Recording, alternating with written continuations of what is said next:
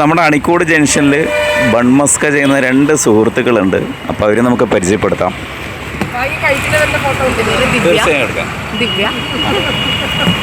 നിങ്ങൾ ഈ ബൺമസ്ക തുടങ്ങിയിട്ട് എത്രയായി? 2 മാസമായി. എങ്ങനെ, കുഴപ്പമില്ലാണ്ട് പോകുന്നുണ്ടോ?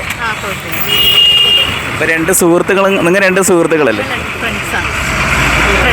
അപ്പോൾ എങ്ങനെയാണ് നിങ്ങളുടെ ബൺമസ്കയിൽ പ്രൈസൊക്കെ വരുന്നത്?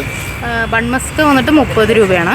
പിന്നെ ഞങ്ങൾ ക്രീം കാര്യങ്ങളെല്ലാം ഉണ്ട്. ക്രീം ബന്നുണ്ട്, ബൺ ബട്ടർ ജാം, അങ്ങനെ കുറച്ച് ഫ്ലേവേഴ്സ് ഉണ്ട്.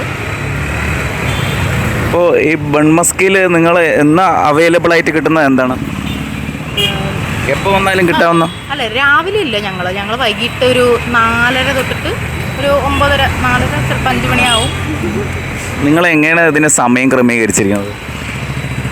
ഞങ്ങളിപ്പോൾ വൈകിട്ട് ഇപ്പോൾ ചൂടായതുകൊണ്ട് രാവിലെ നമുക്കിത് ചെയ്യാൻ പറ്റില്ല. ഇത് ബട്ടർ ആയതുകൊണ്ട് ഇരിക്കും, ബട്ടർ കൊണ്ട് അത് ഉണ്ടാക്കുന്നത്. അപ്പോൾ വൈകുന്നേരം രാവിലെ ഞങ്ങൾ ക്രീമെല്ലാം ഉണ്ടാക്കി വെച്ചിട്ട് വൈകിട്ട് കൊണ്ടുവന്നിട്ട് ചെയ്യും. അപ്പോൾ കഴിക്കാൻ വന്നവരുണ്ട്, അപ്പോൾ നമുക്ക് അവരോട് അഭിപ്രായം ചോദിക്കാം. ഞങ്ങൾ 2 അധ്യാപകരാണ്. ഞങ്ങളിവിടെ ബസ് കയറാൻ നിൽക്കുമ്പോഴാണ് ഈ 2 കുട്ടികൾ ഇവിടെ എന്തോ ഒന്ന് ചെയ്തുകൊണ്ടിരിക്കണം. നോക്കുമ്പോൾ ഒരു കത്തിയൊക്കെ എടുക്കുന്നുണ്ടപ്പോഴും ഒരു കൗതുകം തോന്നി.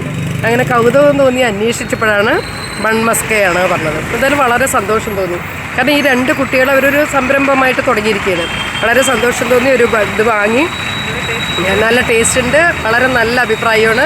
ഇനിയും തുടരാം, ഗംഭീരമാക്കാം. ഓക്കെ, എൻ്റെ ബസ്.